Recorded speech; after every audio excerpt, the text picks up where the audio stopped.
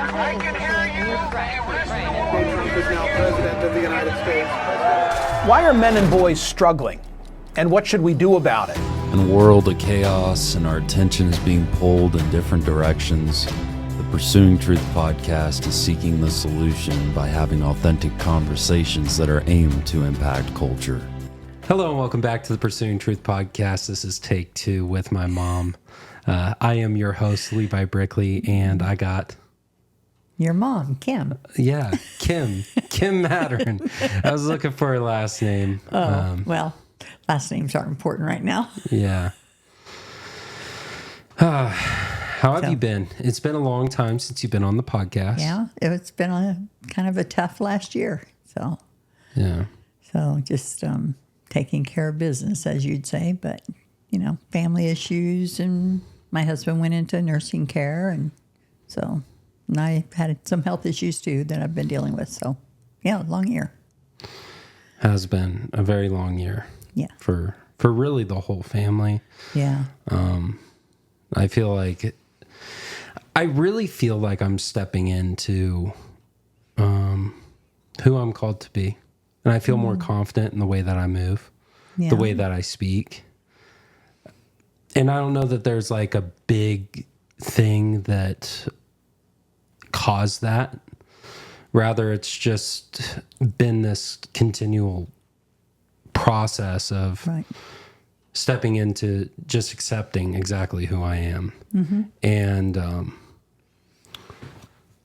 I think a lot of things, what we're going to cover today is really going to kind of give a perspective of why I felt this way in my early 20s, to not really know who I should be as a man, what I'm called to be as a man. I don't think that's unusual for young men. I mean, not to really know what direction they're going and how to find footing and which way to go, and and really learning and to lean into who you were created to be. Yeah. It's a journey. Life is a journey. Mm-hmm. And it's one that, in my experience, has been multiple times I've been afraid, I've been anxious, I didn't know how to move. Yeah. And regardless of how I felt, I had to move, I had to make choices. And a lot of that's been career oriented, that's been relationships, that's been family dynamics, multiple things. And so today's topic that we're going to discuss is, how do you raise, one, young men, but also women? Being from a single parent home, there's a lot of challenges that not only a single parent faces, but also the child will face, because that may be an absence of a mother, that may be an absence of a father. And in my experience, I wasn't absent of a mother, but I was absent of a father to a degree. I knew Dad. I spent time with Dad. We hung out. I knew my father, but he wasn't an authoritarian in your life. He wasn't an example for you. Yeah. Like you needed him to be. And I received a question on Instagram from a woman. I can't recall her name off the top of my head, but she had asked, how do I raise my boys into being men as a single mom? Mm-hmm. And so I thought really the best opportunity to answer that question is on the podcast with my mom, because you raised, 4 or 5 of us? 4 boys. 4 boys. Mm-hmm. And I would say that we've all grown into men. Yeah. Yeah. Some may be a little bit more successful than the other, but all of you have reached I think all of you at this point has reached a place of manhood, if you want to call it that. Yeah. Anyway, not complacent, but a comfort state. Yeah. I don't think there's as much turmoil going on with any of you that you're constantly questioning yourself and who you are and what you should be doing and what your responsibilities are and stuff like that. Mm-hmm. What was your upbringing like? I came from a single parent household too, quite broken.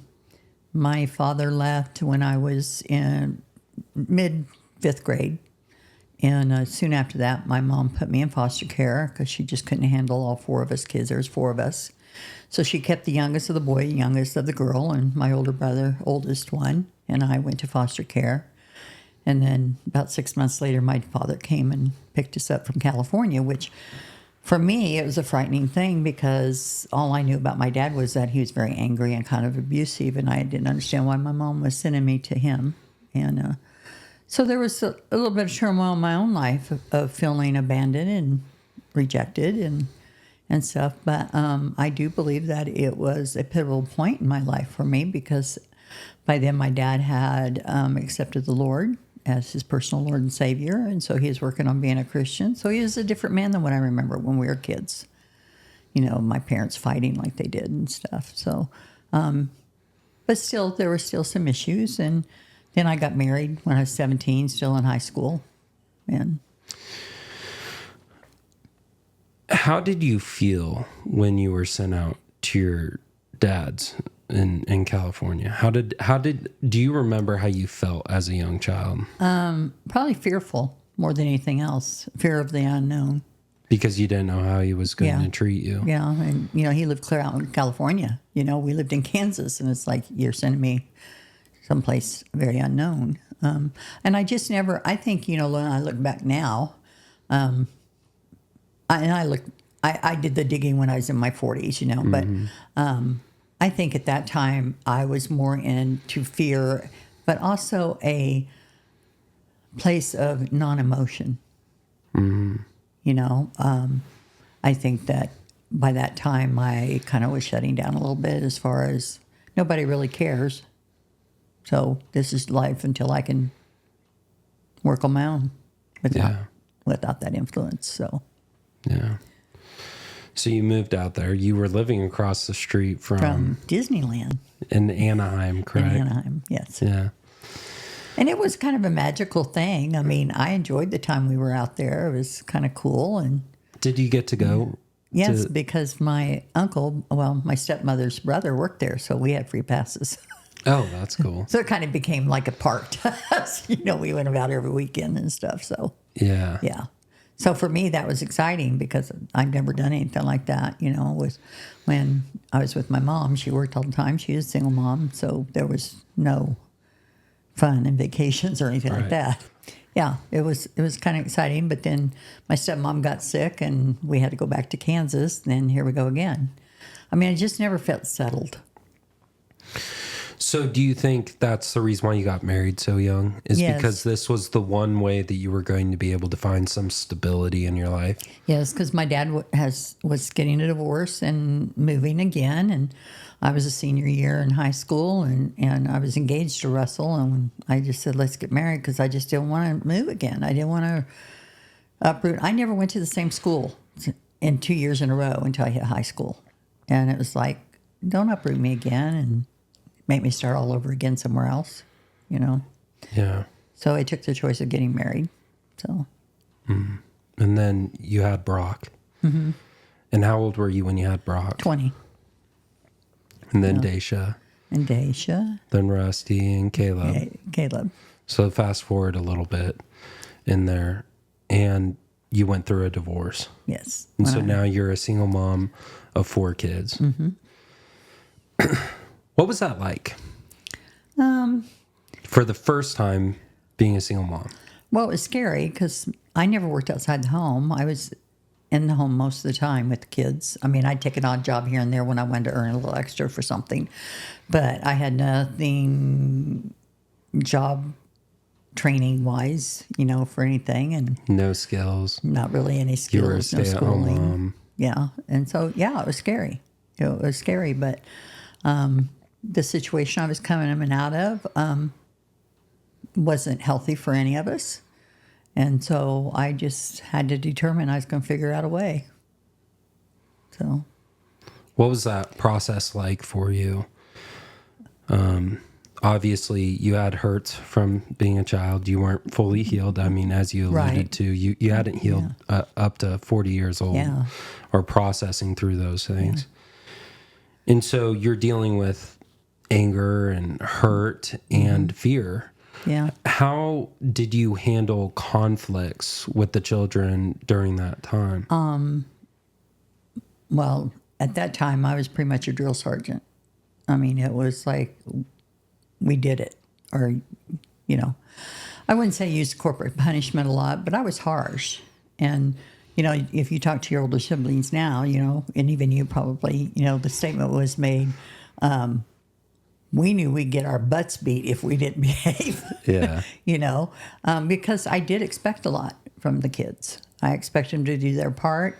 I think it made them grow up a little quicker because I did have to work outside the home. And there were times when I didn't have childcare for them, but they had instructions, what to do and what not to do.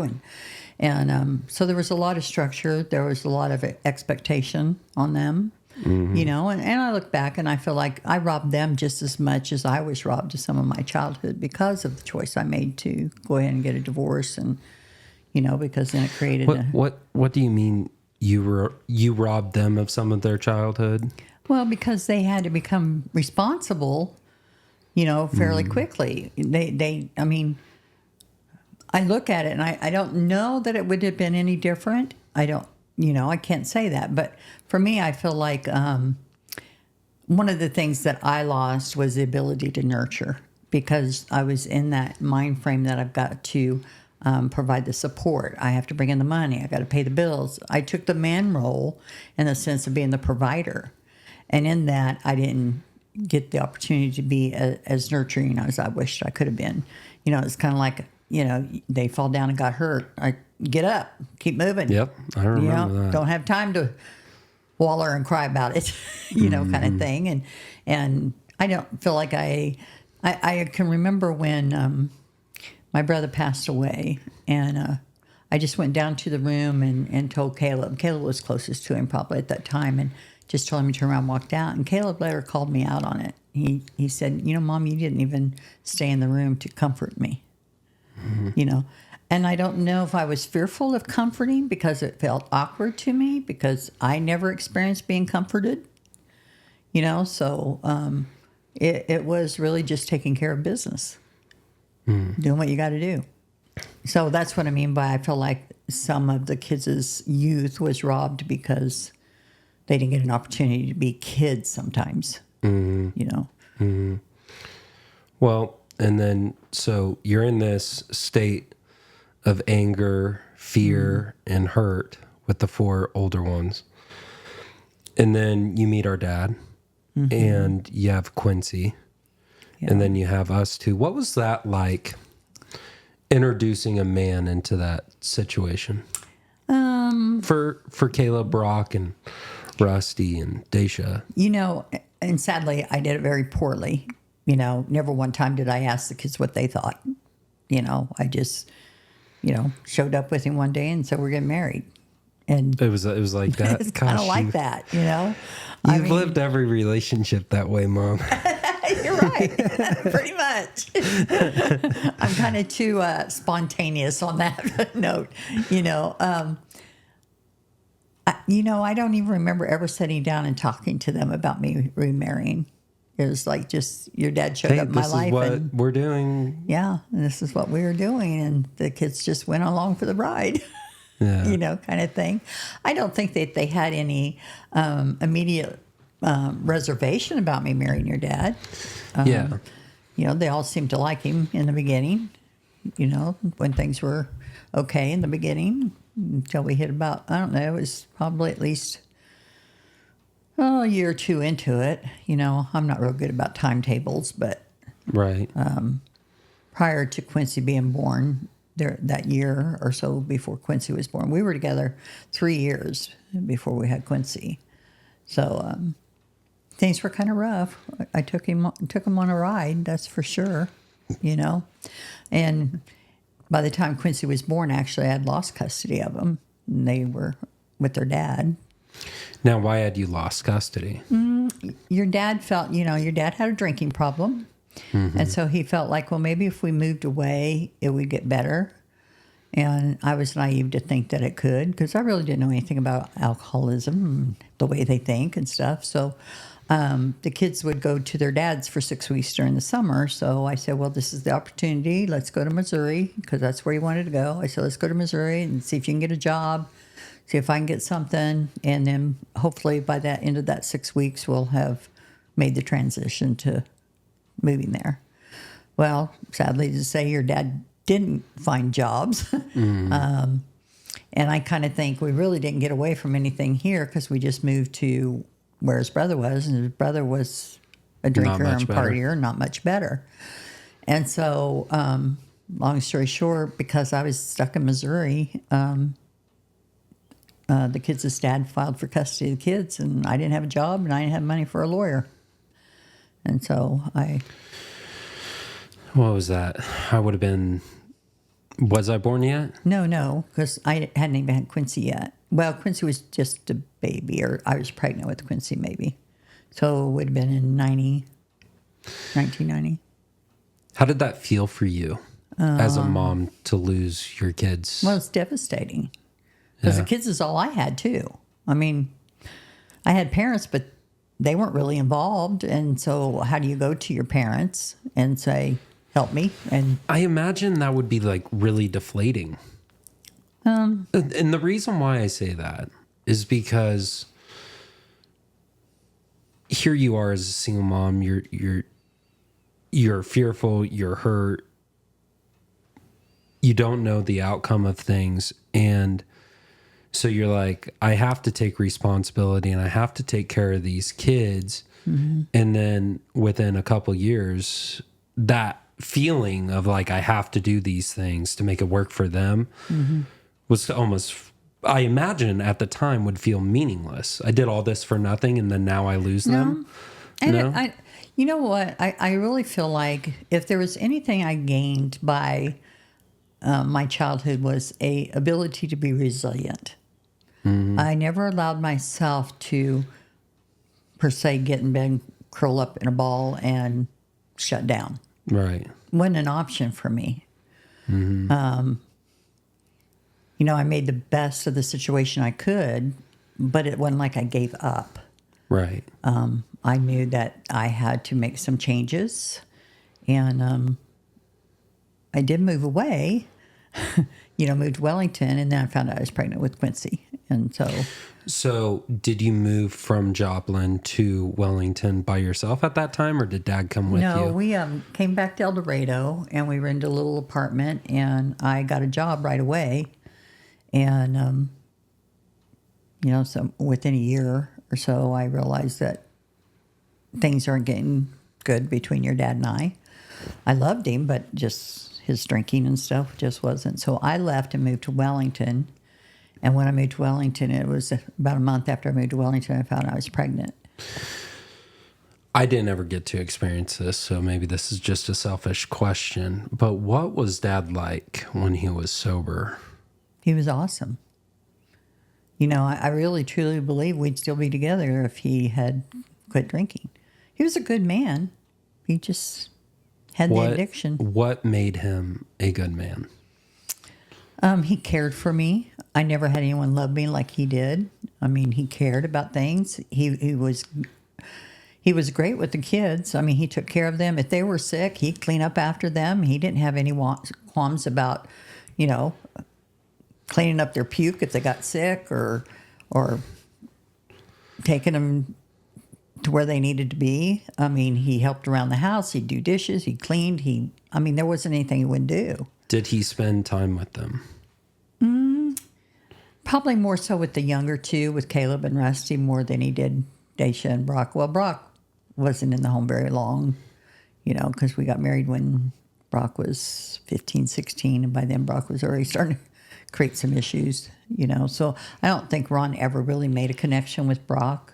Yeah. It would be hard as a stepdad, per se, to step into a home with a child that's already kind of started developing their own path. Yeah. Because I think that kind of starts around 14, 15 years old for most kids. They start, their personality is really revealed beyond just the toddler stage and the young child stage, but they're actually making decisions now. Mm-hmm. And so, yeah, I can see how Dad would have connected with Caleb and Rusty a bit more. Did he, so when I ask, did he spend time with them? Did he take them to do things? Not really. Okay. I mean, your dad was he wasn't a sports person. Yeah.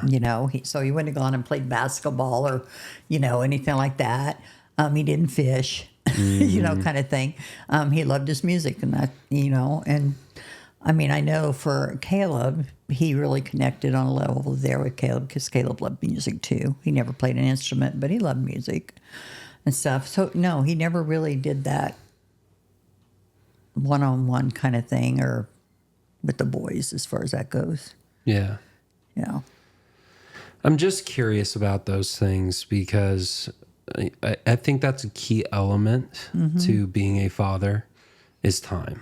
Yeah. And it's not just time of me taking you to go somewhere absent of me. Yeah. It's me taking you to do one-on-one things with you and teach you things. I kind of think, if looking back, I think your dad was reserved in making that connection with my boys because he didn't have Scott in his life, his son from his first marriage. Mm-hmm. And I think he felt guilty with that. How can I pour into these boys when I can't pour into my own son? So I think he was, for a better word, just like disconnected. Couldn't make that commitment to really engage with the boys because of his lack of ability to be there for Scott. So we could establish that although he was a good man and he did things for them, did things for you, took care of things, those elements were good and great. But he wasn't per se a father figure to them? No, I wouldn't say that. Okay. No. So fast forward to when you had Quincy and us two, Lauren and I. Well, after I found out I was pregnant with Quincy, I went back to your dad because I felt like that was the right thing to do. And we ended up getting married after she was born. And it was still rough because your dad wasn't giving up the alcohol. We did stay in Wellington, and he did start going to church, and I believe he accepted the Lord. But I just think he just couldn't beat the alcohol. And but we had some good years down in Wellington, and then we moved back to El Dorado, and things were okay, but he wasn't working. I was always, honestly, in the whole 10 years we were together, I still was primarily the breadwinner because he'd do a job and then be off for, 2 to 3 months, then go get another job because he was self-employed. Right. Yeah. He did home improvement and siding and things like that. Yeah. Kind of a handyman. And so he kind of had this attitude that when he got a contract and he got paid a couple $1,000s, he didn't have to work again until he was out of money. It makes sense. I mean, and I think my anger drove me. I mean, not that the anger was a good thing, but the anger is what drove me. Did you resent that a little bit to have to take that provider role? Yes, probably so. But I felt that way even with Russell. I mean, he didn't pay child support consistently, and there came a point in time, I regained custody of the kids 3 years later. And when I regained custody of the kids, I said, and at that time too, that 3 years, I sought a personal relationship with the Lord. I was always believed that I was Christian, but never really had a personal relationship. And I really had to really lean into calling on the Lord because your dad couldn't fulfill my feelings of loneliness without my kids and the guilt that I felt for losing the kids. And I'm sure there was some resentment that he didn't do better so that I didn't lose the kids, but it gave me the ability to dive in to the Lord and really lean into him. Yeah. And And I really think that that's where my peace came from. And by the time I got them back, I didn't even require Russell to even pay child support. I had made a decision that I was just going to trust the Lord, that he's going to take care of us, and I wasn't going to pursue him to pay child support. I just wanted to be done with the anger of it all. The frustration of, you hear so much of couples that divorce, and they're constantly constantly in court fighting each other about stuff. Right. Fighting about money, fighting about time, and I had decided I wasn't going to do that anymore. Yeah. That I would work out. Why had you decided not to do that? Because there's people, no judgment here, but there's people that are in custody battles for years with their children. I think it's a control issue when parents are in battles like that for long periods of time. Now to say, if you undoubtedly know that the child's in a dangerous situation or being abused, yes, taking place. I think that's a reason to fight. But I think if it's just a matter of I have to be right, or they're my kids, so I'm the right one. Right. And your ideas are wrong. Mm-hmm. I see a lot of them doing that. Just because they're angry with each other, they use the kids as the pawns. Yeah. I hate to say it like that, but that's really what happens. Mm-hmm. If you don't do this, then you're not going to see your kids. Well, if you don't pay me that, you can't see the kids. And there's almost, I don't know quite the right way to articulate this in a way that really comes across with the level of empathy I have here. But there is almost this empowerment, like, you go, girl, you can do it on your own. I do primarily see that with single mothers. Mm-hmm. Well, I think we're in a new era now. I think there's a lot more women that are working and have careers than when I was a single mom. And the world seems to push it on them that they can do it on their own. They don't need a man. They can raise that kid on their own and do it on their own. Well, let's be honest. We weren't built for that. No. We weren't built for that. And women, I feel like women that take that empowerment role, as you use that word, of I'm going to do this on my own and stuff, really have some very deep-seated anger issues that I think that's when I see moms insult their father, the children's father, in front of them, tell him what a worthless piece of crap he is. Yeah, I think it stems from a resentment towards men in general. Mm-hmm. And maybe, much like when you got with Russell, like, this is my security. Like, this man appears to be somebody worthy of me marrying. What was and I want to pull from that real quick, because how did your dad react to that? Was he okay with it? He was just like, whatever? What, getting married? Yeah, to Russell? Yes. I mean, he was moving on. He was ready. Yeah, he was moving on. So I think what's key there is, I would be curious how present a woman's father was.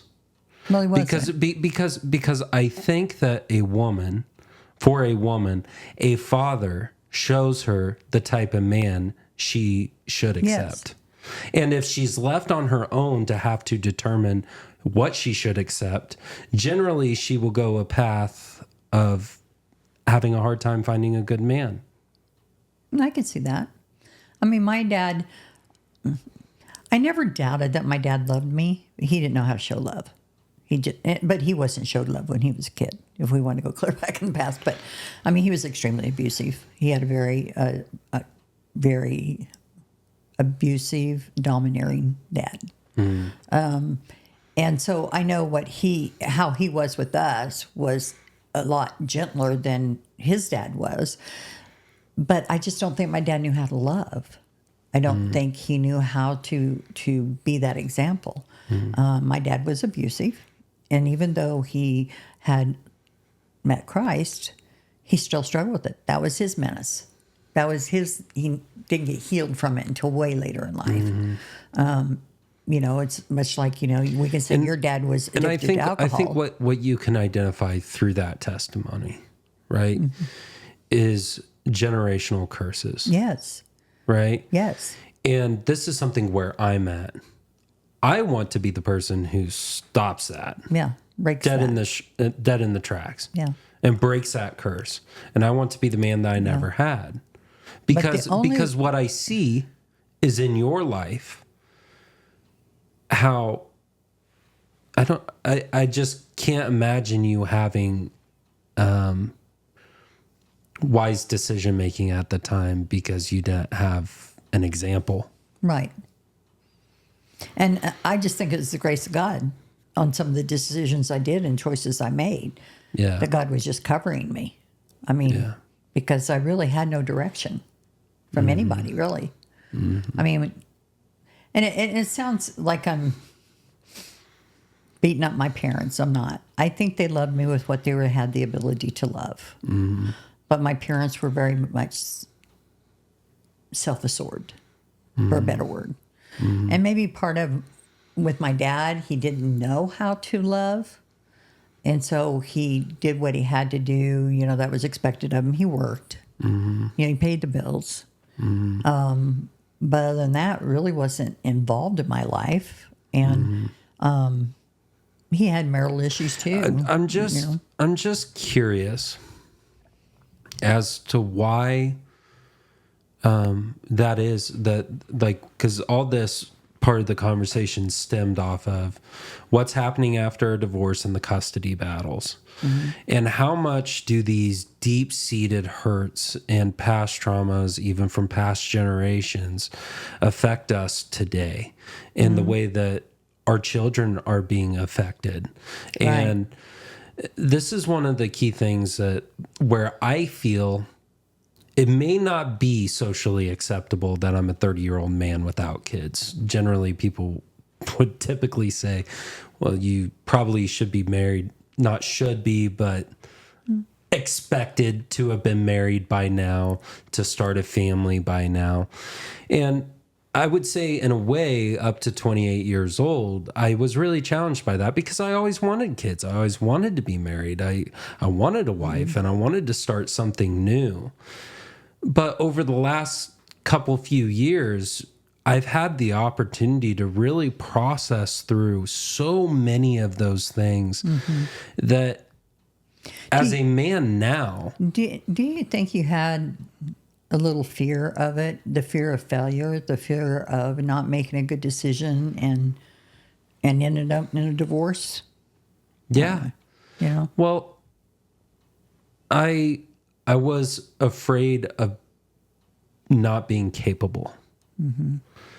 I wasn't truly confident that I would be able to provide the way that I thought I needed to provide. But I would also say I do have a little bit of disconnect on how to make that happen. And I think as I've gotten older, I've realized that's only gotten harder. Because what that means at 30 years old, I meet another 30-year-old woman. She spent the last 12, 15 years on her own. She's built her own life. Yeah. Now it's like, and this is without kids. Now, how do we integrate? It's one thing to meet somebody at 18, 19, 17 years old and build a life with them.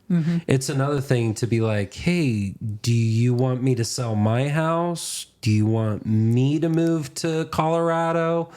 Do you want to move here? Do you want to sell your house? Yeah. And it's just a totally different dynamic. I think so too. I think when you're not married by the time you're 30, you become independent. You do things the way you want to do them, how you want to do them and stuff. And then you meet a woman that's done the same thing. And I think it's a struggle for both of you to learn to give and to step down away from authority. Now it's like, I built a life on my own. Why would I want to bring you on? Yeah. And then so it's like, well, she better be an absolutely awesome woman, right? Why do you think the divorce rate is so high? I mean, statistically speaking, they say people aren't getting married until their early 30s, and they're not having children until mid 30s. Yeah. I think divorce rates are high because we have become such a selfish people. Yeah. Right. And marriage isn't about me anymore. It's about us. Right. And therefore, she has to stake that claim too, that it's Exactly. about us. Right. And both of us have to be oriented that way. Yeah. But we live in a society where it is socially acceptable to sign prenups and not look at this is our house. Rather, this is my bank account and that's your bank account. We're separated. You know, and talking about that, you get a good and clear depiction of what marriage is supposed to look like based off of Genesis 2:24, that a man leaves his mother and father Right. and becomes one flesh with his wife. Well, and I do think that there's some positive of marrying young. Right. Because you both grow together, you figure things out together, and hopefully they mesh together if you're with the right partner. But I think kids back then, when I say back then, as early as 20 years ago, marrying young was the normal thing, and they just knew to grow. That growing together was just Well, and there was this commitment too. yeah. There was a different level of commitment. We live in a society today where, well, if you're not going to work out, I can just find some other girl on Right. the internet. Like, proximity to other people is so much closer because of online dating and social media that it's like, I always have this in the back of my head, like I can find somebody else. Where I think a time before social media and online dating, there was like, who else am I going to be with? That's true. I don't want to be Your with choices Steve were a little- across the pews or so and so at work or whatever. So it was like, well, if I'm going to have love in my life and have a spouse, then I have to make it work with this person. And I feel that we've almost lost touch of that to making it work.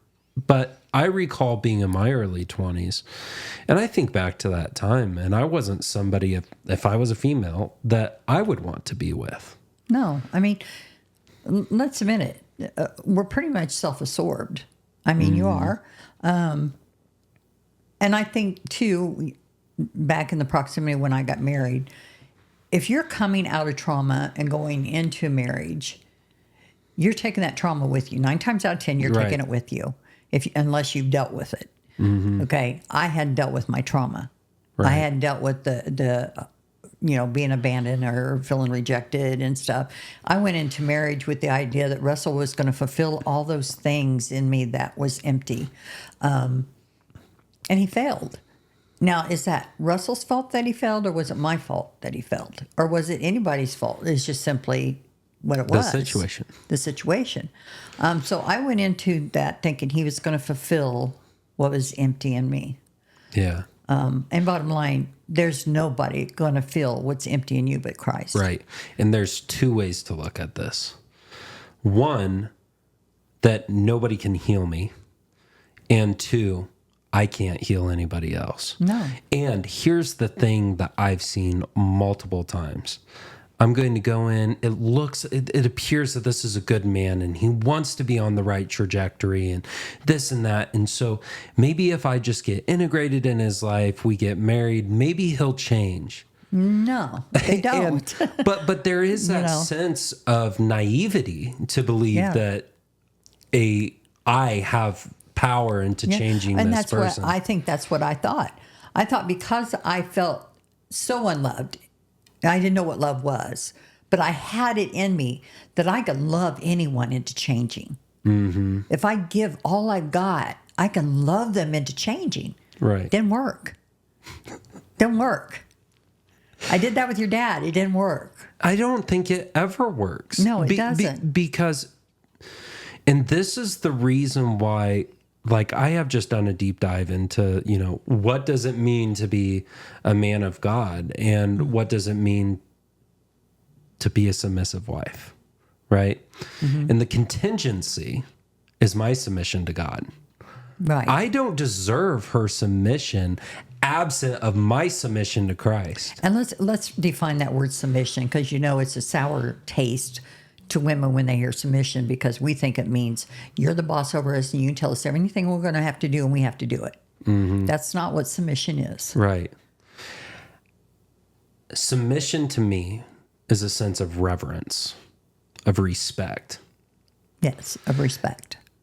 And here's a key element in that definition of submission in these regards. Is I, as a man, experience love through respect and reverence. Mm-hmm. And she experiences love. How did you experience love with Dad? You explained it. He cleaned the house. He did these small actions. He's the only man that ever washed my hair. And I know that sounds crazy, but that was a very romantic thing. It's these intimate actions showing that I care. Yeah. So there's a key difference in the way that men and women love each other. And I feel like that might have been the difference between having resentment towards Russell and his acts as a husband, and compared to your dad. Your dad didn't work, but he took care of the house. Right. I didn't have everything on my shoulders. I ran a daycare most of that time that we were married and stuff, but he took care of the house, the dishes, the laundry. He showed me that even though he's not working outside the home, it wasn't like he was a lazy bum laying on the couch doing nothing. And here's another thing that's been talked about in the psychological community often is a key indicator of marriage success is contingent on conscientiousness. And conscientiousness can be defined through how you show up for your partner. Yeah. So seeing the needs that need to be met and doing it without being asked to do it. It's just out of, I know that this person needs me to show up in this way. And that's a key indication of relationship success. And I think about that even with friendships. The more that I show up and meet a need without them asking to have that need met, the more that they feel loved. The more that they feel seen. And something that we've been missing in our culture as a result of the selfishness is it's so hard for us to step outside of our narrow selves and see them and their needs. Right. So when you ask, why do divorces occur? It's because we are so focused on self. Yeah. And if we can step outside of that, there's great fruits of the relationship that not only is about the marriage, but flows into the children as well. Right. And I want to ask you this. Why do you think that your boys became men?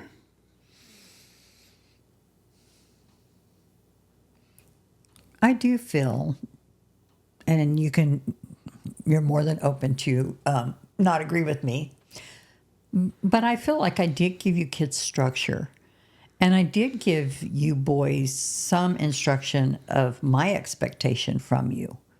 What was that expectation? Define that. Well, Daisha will tell you she never had to mow the yard because that was a boy's job.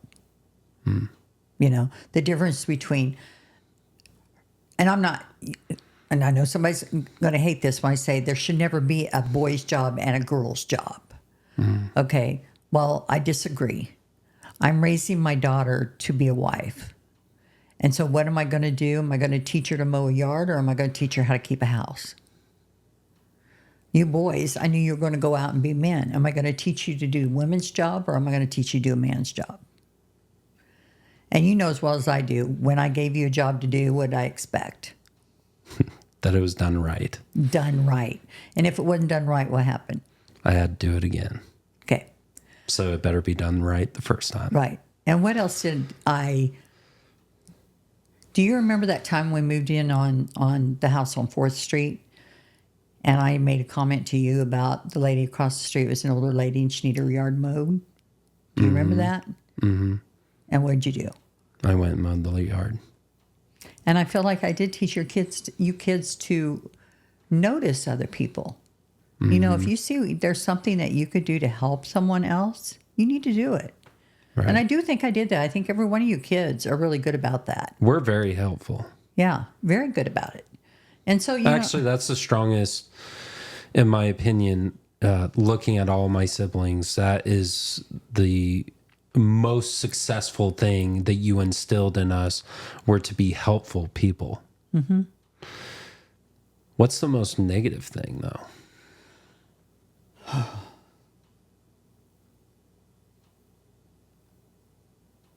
don't know. I feel like my anger influenced you guys a lot. I don't know. Give me an idea. I think I feel sometimes of you learning how to communicate with each other and love the difference between you. Mm. I mean, we do have a lot of dynamics. I mean, when there are 7 siblings, two of you are alike. I look at other families. Mm-hmm. And I see siblings who, and I'm not talking smack on my siblings here by saying this. I understand it. I've dealt with it. Encouraging one another. Yeah, that's true. That's true. I think in our family dynamic, that is the number one thing that is absent, is encouragement. Mm. But I want to give a reason. I want to give a reason as to why that is the case. Mm. You had to play a masculine role, which was to step outside of self and help others and provide and do these tasks and things for one another. But you said it yourself, you didn't have the nurturing element. Right. As much as you would have liked. Right. And I think the encouragement element is a result of the nurturing. Yes. And so that's the reason why there's that division. And I say this because anybody who's been in a similar situation, if you can process it and work through it in a way that you understand the why, then you can see not only what you need to work on, but how to look at it in a healthy way, right, with grace. Because here's the thing, I'm not resentful towards you that there isn't encouragement here. You know, I don't hold these things against you. I just see you as somebody that was trying to figure it out too. Yeah. Well, and I never experienced that ever. Yeah. You know, from my parents, from my husband's, I never experienced what that was to be encouraged. Just something was set in my mind that what needed to be done had to be done. Mm-hmm. You know, but you're right. I feel like not only that, probably as a single mom, too, you're pulled in so many different directions of responsibilities.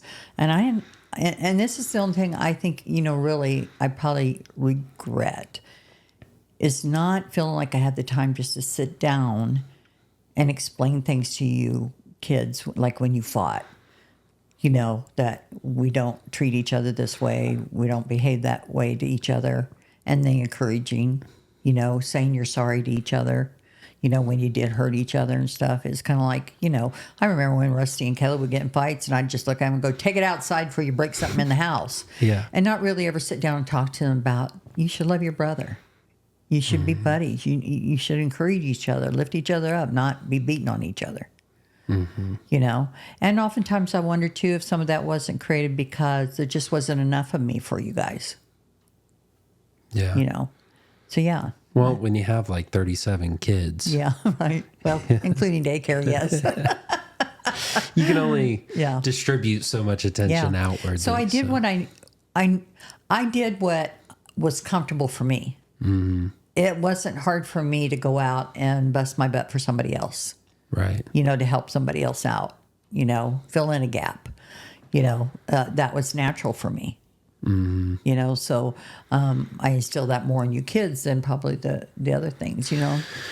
So I just want to narrow in the focus here of that question I asked you about raising boys into men. Defining roles was your answer, essentially, was getting clear on the roles, making sure that the job's done right. Right. The thing I would add as a result of this conversation is a boy needs encouragement. Yes. And mainly men, more so than women, to be honest with you. And I want to allude to that even more. That encouragement as a boy is best suited from a father. Yes, because the father should be beside the boy. And so clarify that. But if there's no father there, what can a woman do to find that for their sons? I mean, I looked for it. You know, I looked for it in men in the church that would come alongside my boys and walk with them and teach them masculinity. There's so many Didn't fathers. happen. There's so many fathers already absent in the home. Yeah. It would feel very discouraging to look out into various different types of communities and thinking that you can find a masculine role model. That's something you got to turn to God towards. Yeah. And honestly, I mean, to be honest with you, Levi, God's the only one I ever felt like I had. You know, I prayed for you boys. Yeah. And not all of you went the same path. I mean, you know, Brock was a prodigal and went through some tough stuff, but he straightened his life up. Y'all have had that thing, but I really believe this with my whole heart. If it wasn't for my relationship with you, Lord, I don't know that you kids would have turned out the way you did. Yeah. I mean, all I could do was pray and say, Lord, direct me, because I didn't know what I was doing. I never had an example. Mm-hmm. You know, I just knew what I wanted you guys to do. I mean, I wanted you boys to know how to work hard, you know, and you kids learn that. I mean, I have no issues at all with you kids being able to provide for yourselves and go to work and become good employees. You do that. Mm-hmm. And I think I failed in that area of the emotional part of it, the nurturing, the encouraging, the tenderness, those kind of things. Because as a mom, I just didn't have time. Mm-hmm. And I don't really know that I knew how to do that because I never experienced it myself. Yeah. You know, I did experience. I give this to my parents. They worked hard.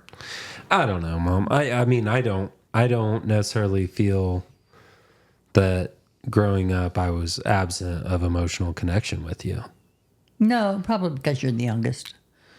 I was the baby of the family. That's true. But by the time you and Lauren and Quincy, you know, I mean, things were a little easier. Yeah. I mean, I had a decent paying job and we weren't stretched so thin and stuff. So you guys, but we made a connection. You and I have always had a connection. Mm-hmm.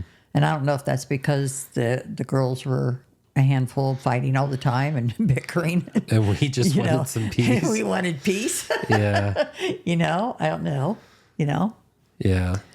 So I would say I probably didn't have the same experience as the three older boys.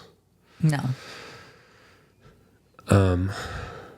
And it's just, there's so many people struggling to, you know, work through how to be a single mom. Yeah.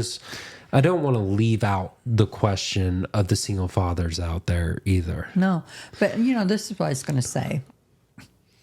If there was, you know, a list of things that I think as a single parent, mother or father does, one is have a relationship with the Lord. Get your family in church.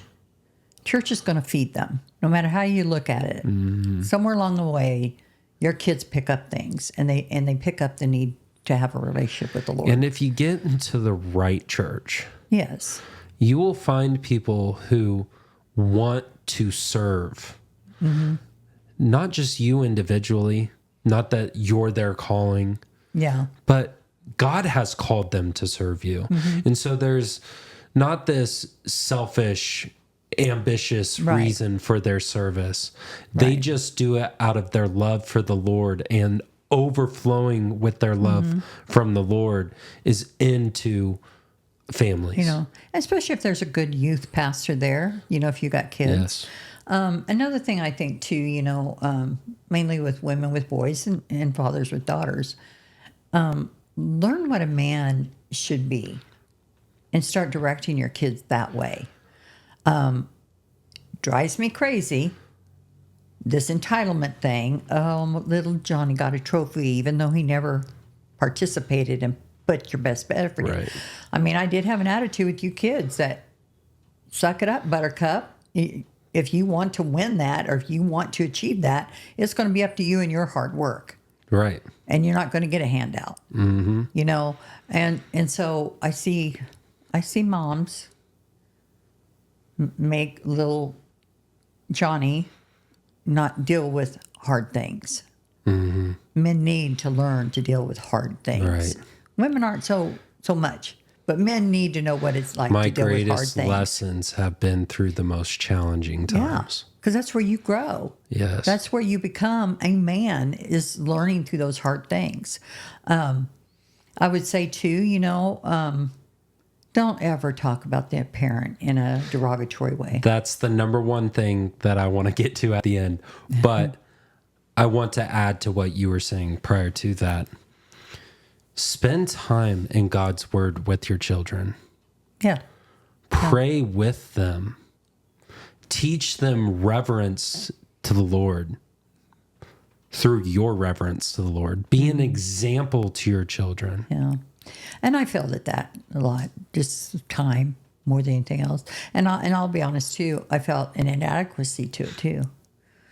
You know, I mean, I learned my Christian walk pretty much by myself, you know, as far as, and I felt very inadequate to pray out loud. I felt very inadequate to read because. When you say inadequate, did you feel unworthy? I don't know if it was unworthy or fear of being made fun of or fear of being rejected from it or, Am I doing this right? I can't spell and I don't pronounce words right. That I feel very inadequate to read or. You're very good at not pronouncing words right. I know. And you'll find it really funny, but it's just a real problem for me. And so I felt like that. Maybe I just didn't want to embarrass myself with you guys. Yeah. And so it was hard for me to feel okay to do that. But in the home, you would have felt embarrassed, like kids that don't know any different. Well, maybe I didn't want to raise you kids with my mispronounced words. but if that was the case, I talk about this with Daisy, or talking about Daisy all the time. She don't know any different. No, that's true. Right? And so, like, even if it's not perfect, like, at least we're still doing it. Yeah. You know?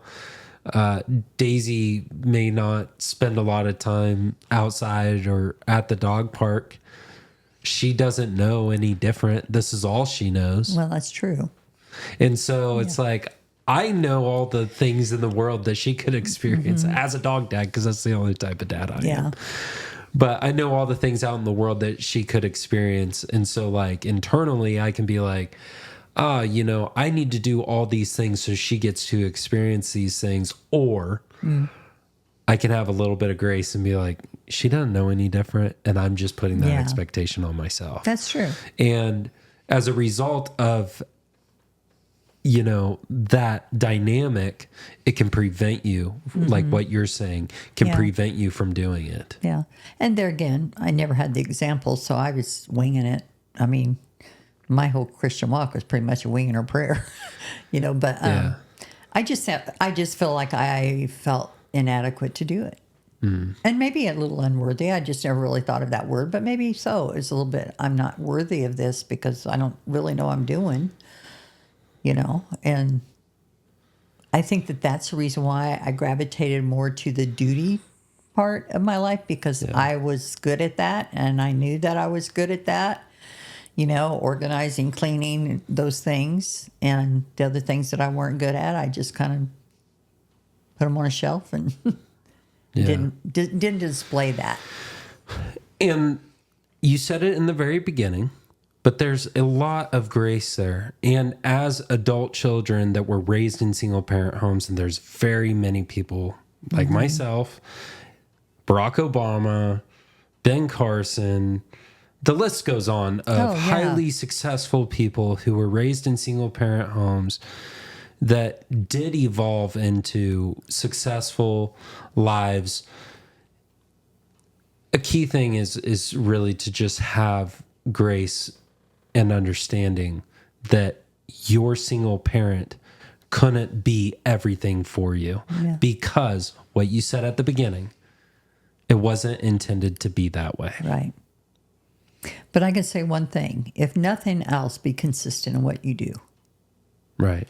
And even though I wasn't consistent in teaching you to pray or sitting down and reading a book and stuff, I was consistent in our everyday day-to-day life. Mm-hmm. I mean, I was structured.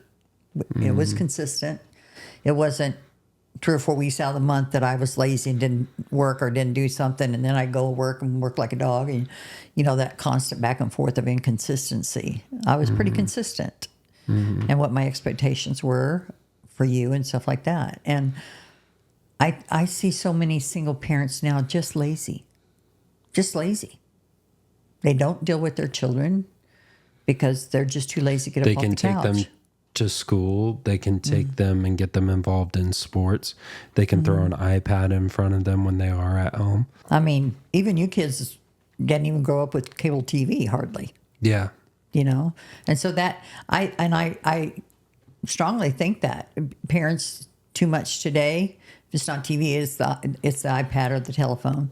And what you're teaching your kid is the lack of being creative, the lack of being able to find something to occupy their time that's productive instead of, And so Legos are a far better option than video games. Yes. And I'm going to say something that's pretty controversial here, but it is a decision that I had to make a couple years ago because I realized the detriment talking about video games. Is in a virtual world, I am competing and achieving goals, but in real life, I am not. Right. And that's the substitute that video games gives young men. And I see a lot of young men around my age who all they do is play video games when they get off of work. I don't have anything against video games. My issue with video games is exactly what you alluded to. The lack of creativity to go out and find something to do. Productive to do. Right. Like, can you sit in a room by yourself and read a book without the urge to seek some dopamine hit external that you would get from playing video games all night long? Right.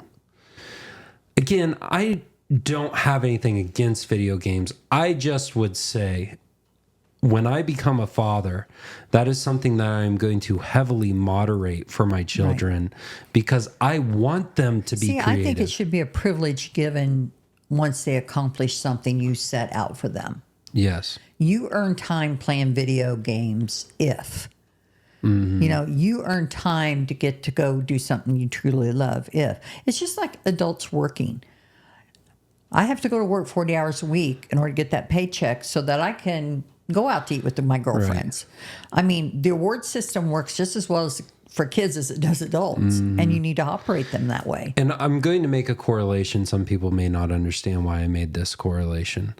But with your husband now, Ed, he has dementia. And they say that the number one preventative measure for dementia is to exercise your brain. Right. One of the issues that many people do when they retire is they just sit on the couch and they just watch TV and they don't exercise their brain. Yes. And the reason why I bring this up is because we can instill this young in our children to instill creativity. Right. This is not just about here and now while they're 10 years old. This is about when they're 26 years old and they come across an issue at work, do they have the creative problem-solving skills to meet the needs of the company? Right. Not only is this going to benefit their health in the future, but it is also going to benefit their success. And so I just think that is fundamentally important, and something that I have seen throughout our society and present men today is the lack of creativity, the lack of problem-solving skills, the dopamine hits that they receive from the video games instead of going into the real world and competing and finding solutions. Right. The last thing that I want to hit on, and this is the most important thing, Mom alluded to it just a moment ago, but this is the most important thing for both single mothers and single fathers, is do not speak poorly about the other parent. Right. If you spoke poorly about Dad, I would have had a poor perspective of all men. But it also is a self-reflection of you. You're your dad. You're a product of your dad. If I speak poorly of him, how does that make you feel as a person? It makes me feel like I'm just like him, like I'm not good. And so I think it's very important that you be careful with what you say about the other parent, because I do think it's very demeaning to the child. Because that child loves him.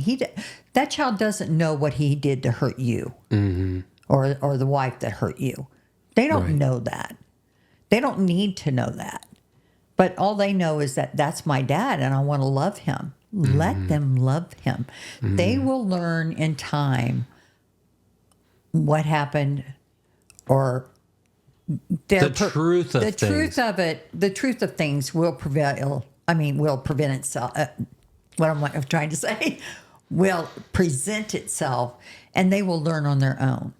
You know, and allow them to draw the conclusion of their parent. Yes, and you know what? And if they draw a conclusion that they want to love their parent, let them love their parent. Again, just a bit of empathy here, and to clarify, this is not speaking about like, oh, just go push them in front of the abusive. Right. Parent. No, we're not talking about in abusive or dangerous situations. We're talking about when it's just that you don't like this person anymore. You don't like their... Even with your dad, knowing that he was an alcoholic, I had to be cognizant of how much time do I let you kids to go over there? And if when I do let you go over there, what state is he in? And I feel like I did fairly well in teaching you kids that if you're with your dad and he's putting you in a situation that's not letting you don't feel good, you call me and I'll come get you. Right. You know, but I still allowed you to have that time with your parent, you know. And again, prayer's a mighty thing. I just had to pray for protection. Right. You know, but you had to come to your own conclusion with who your parent is. And it's not my job to do that. Right. You know, and because so, a child does take a sense of identity from their parents. Yes, they do. Yes, they do. Right. And so now, is that to say that it's not appropriate to say your child comes home from visiting a parent and they tell you something that you're like, oh my gosh. I mean, don't over exaggerate on that and stuff, but do take an opportunity to sit your kid down and say, this is not appropriate behavior. And this concerns me when you're with your dad. And so I want you to be mindful of that, you know, I mean, and according to age and how they can comprehend and stuff. But like I said, no, if the other parent is reckless, abusive, strung out on drugs, alcohol, whatever, I think you have all rights not to allow your children to go over there and be honest with them. Your dad's not in a state of mind, or your mom's not in a good place. And there you go. There's a way to communicate that without demonizing them. You attack the behavior, not the person. Right. You know, your dad, your mom makes choices that I want to protect you from. And that's the reason why we're not going over there. Yeah. You don't have to give the nitty gritty details either. No, and they don't need. And to call them, I talked to a lot of single moms, and I've heard them in front of their kids call their former husbands names. And I'm not saying just like he's a dummy. I mean, it's pretty harsh names. Your kid's hearing. I don't care if the kid's in the other room. They're listening. Mm-hmm. And they take that personal. And I think you have to be very careful of that. And if you want your men to grow up to be men, teach them how to respect. Mm-hmm. Teach them how to be a man of integrity. Yeah, because I tell you, Mom, words are very, very, very powerful. Yes, especially to men, especially to boys. And one of the things that I look for in a woman when I'm evaluating if this is a woman that I could see myself marrying is how does she speak about people? Because if she's bashful, if she's bitter, if she's resentful, if she's mean, I know there's a potential she's going to treat me that way. Yeah. I don't want that for me. But then future children, I don't want that for my children. Yeah. Look, if my goal right now as a man is to break the curse of the previous generations and to establish something different, I have to be cognitive of the negative effects of these very things that we're talking about. And so if there's anything that I hope listeners take from this right now is that you become cognitive of these things, that you learn about them, and that it's not just willy-nilly here, that you do evaluate these things as a single man or woman to see the fruits of a person and to see if this is something you would want your children around. Yeah. Is this something that you would want your grandchildren around, and so on? Because that decision that you make is the most important decision that you will make in your life outside of giving your life to Christ, is the spouse who you choose to marry, because it has long-term effects for generations far beyond just the next one. Right. I'm going to say that to single dads. Be the man that you'd want your daughter to marry. Yes. Because girls marry their daddies. Mm-hmm. And if you're not a good daddy, they're not going to marry a good man. And tell her she's pretty. They tell need her to hear she's pretty and tell her what she's great at. Yeah. But I think if you were a dad to a girl, I think I understand that it's hard in the situation of you not knowing. But try to find an older woman, especially in your church, that might be able to teach them how to be a girl, how to be a woman.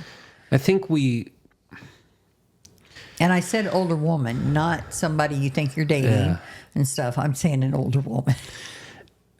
I'm going to say something that a lot of people probably disagree with, but we live in a society which is so curated to women.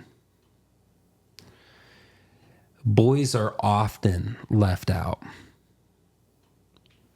I think, and you can correct me if I'm wrong, but I believe it would be far easier for a single father to find an older woman in a church or in a community setting that can help assist him in raising a daughter to some degree. The reverse, a single mother for a boy, I think that's far harder. Yeah. And I don't mean that as this is a negative on men. I know as a man now, there's a lot of things on my shoulders. Men have a responsibility to be a umbrella from the rain for their own families, and that carries a lot of weight already. Right, but I also think there's a lot of, and I don't want to say misconception because it does happen. It's a touchy thing for a married man to want to mentor a single woman's son. Yeah. Because that can enter into some conflicts within the marriage. Mm-hmm. And things do happen. Yeah. And so, it's something that has to be treaded lightly. And that's the reason why I say look for that older person that's more mature, more like a grandpa figure, maybe even not a young guy the same age as you that might be married. It's just a dangerous place to be. Yeah. Because especially if that man's that kind of man that wants to reach out and help mentor a young boy that is just growing up. Friendships happen, things happen. And I think that that's part of the reason why a lot of men don't. Not that they don't want to, maybe. And I'm talking about men in the church primarily, good men, is their wife feels uncomfortable about it. Yes.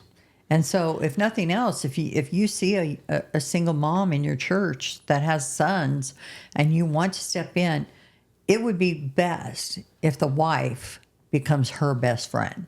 Mm-hmm. So there's accountability kind of there. Right. A little bit, There's a lot of complexity to it. Yes. Nothing's easy. Right. Nothing's easy. But I still go back to, I encourage them to get in church. If nothing else, it's fulfills you. Mm-hmm. I mean, it gives you, it gave what I needed. Mm-hmm. And that was a good place for me to have fellowship.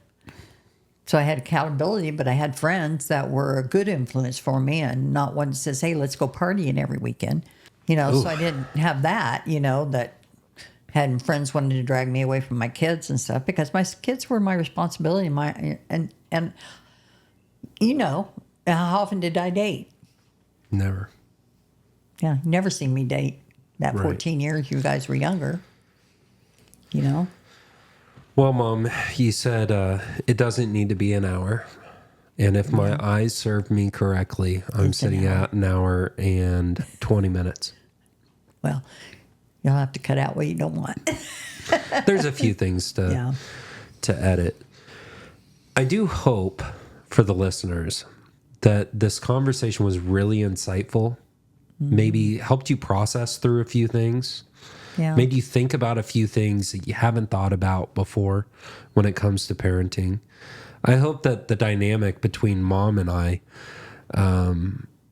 really gave you some insight on being a single mother and then being a young man who's evolving into becoming a man, even absent of the father. Yeah. And I hope that helps you to move forward and to give this complexity, this challenge to God. Mm-hmm. Because the Lord is going to be your guide. He's going to be your shepherd. He's going to provide. He's going to lead you. Yeah. And through that leadership and with your submission to Him, there will only be good outcomes. They may be challenging at times, but there will only be good outcomes for the future of your family. It's true. Well, Mom, thank you for coming over. Is there anything else you want to say? Or no. I think it'd be great if people would call in and ask questions. And, if you have any thoughts or things, we'd like to hear them. Yeah, if there was something you felt that we didn't allude to that needed to be expanded upon. Or we were totally off base, we can discuss it. Or we were totally off base. The pursuit of truth is not an idea that's founded on the people sitting in these chairs know the truth. The goal is to pursue it. That means we're here to try and identify it so that we can find solutions to move forward within the challenges each one of us face in our lives. Yeah. It's the goal of the Pursuing Truth podcast is so that we can heal and move forward in our life by identifying the truth. Yeah. And by no means are we perfect. I was not a perfect mother. Yeah. I had a lot of challenges and failures. Yeah. But one consistent thing that I know that I did, I prayed. And my prayer was, Lord, if I'm screwing up, you got to fill in the gap. Yeah. So. Alrighty, well, guys, thank you for tuning in to this week's episode on the Pursuing Truth podcast. If you would, please follow us on Instagram, like the Facebook page, subscribe on YouTube, leave an Apple Podcast rating and review, and leave a rating over there on Spotify. We have 1 and 5 stars. I'd be happy with a 3. Haven't had one yet. You either like me or you don't. But either way, I love being here. I love having these conversations, and I hope it's making an impact on you. Have a great rest of your week. God bless.